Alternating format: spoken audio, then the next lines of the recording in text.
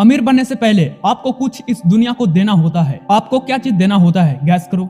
इसके लिए आपको वैल्यू देना होता है। ये एक चाइनीज कहावत है कि हर जगह कोई चीज लेने से पहले अपनी कोई चीज देनी होती है, सैक्रिफाइस करनी होती है। बहुत आम बात है, जब वैल्यू किसी का करते हैं तो जाके इंसान पैसा कमाता है। ये चीज हमेशा से सुनते आए हैं, लेकिन आज हम चाइनीज हिस्ट्री और कुछ स्टोरी के थ्रू जानने की कोशिश करेंगे कि कुछ देने की कीमत क्या होती है, कैसे आप पहले विश्वास जीत सकते हो, उसके बाद में आप पैसे कमा सकते हो, या फिर आप अपने लिए कुछ भी बेनिफिट अर्न कर सकते हो। ओके, तो चलिए वीडियो स्टार्ट करने से पहले आप मेरा नाम जान लीजिए। मेरा नाम है बाला सिंह। 1926 की बात है। हम सब कुछ पिछले लॉज में कॉन्ट्रैक्टर रोचक के नाम के कौन के बारे में सोच लिया था, जो बहुत चालाक इंसान था, जो किसी भी इंसान को चकमा दे करके सामने वाले को पता होने के बावजूद चकमा देगा, फिर भी सामने वाला अपने आप को संभाल नहीं पाता। तो अब इस बारी कौन विक्टर ने क्या किया, अब ये सुनो। कॉन्ग विक्टर उस टाइम के सबसे गैंग स्टार थे। एल के पॉइंट से मिलने आता है। अब फल किंग अमेरिका का गैंग स्टार था, जिसकी कनेक्शन हॉलीवुड से लेकर गोंग स्टार तक थे। मतलब कि उसकी कनेक्शन पॉलिटिक्स में, हॉलीवुड में हर अमेरिकन के बड़े बड़े बिजनेसमैन के साथ थे।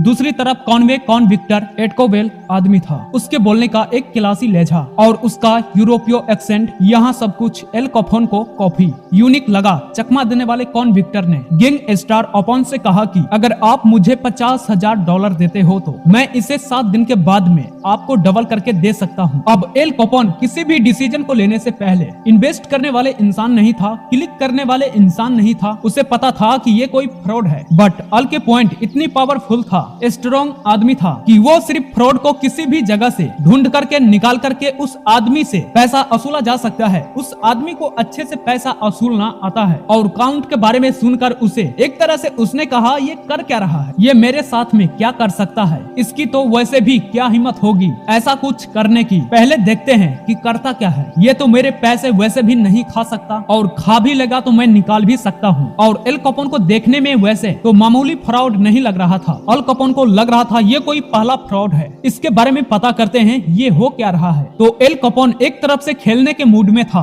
और वो काउंट विक्टर को एक तरह चैलेंज की तरह ले रहा था कि देखते हैं मेरे साथ में क्या कर सकता है। तो कैपोन ने काउंट से कहा कि ठीक है, मुझे मंजूर है। और एल कैपोन ने $50,000 अकाउंट करके उसके हाथ में दिया कि ये लो, मुझे 7 दिन के अंदर इसे डबल करके दो, और अगर तुमने ये कर दिया तो मैं तुम्हें भी कुछ कमीशन दूंगा। तो कॉन विक्टर ने वो पैसे लिया और वहाँ से सिखा हो गया। एक सेफ डिवाइस बॉक्स में पैसे रख दिया और वो खुद अपनी निरोक चला गया, जहाँ उसके कई और मनी मेकिंग इसके MB चल रहे थे। 2 महीने हो गए, लेकिन अकाउंटिंग ने उन पैसों को हाथ तक नहीं लगाया जो वहाँ एल कैपोन से लेकर आया हुआ था। दिल के अकाउंट में पिछले जाता है एल कैपोन के पास में और अपना पूरा चेहरा उतरा हुआ लेकर जाता है, साइडो करके जाता है और कहता है कि सॉरी, मेरा प्लान फेल हो गया, आपके पैसे मैं डबल नहीं कर पाया। कैपोन ने पूछा क्या हुआ, और वो पूरे गुस्से से खड़ा हो गया। वो अपने आदमियों को इशारा करने ही वाले था उसे मारने के लिए। काउंट विक्टर ने उस चालाक इंसान से कि कम मनियों से अपनी जेब से $50,000 दिया था और उसने निकाल करके रख दिया कि ये लो सर, आपकी $50,000। अब एल कैपोन ने काफी सरप्राइज होकर बोला,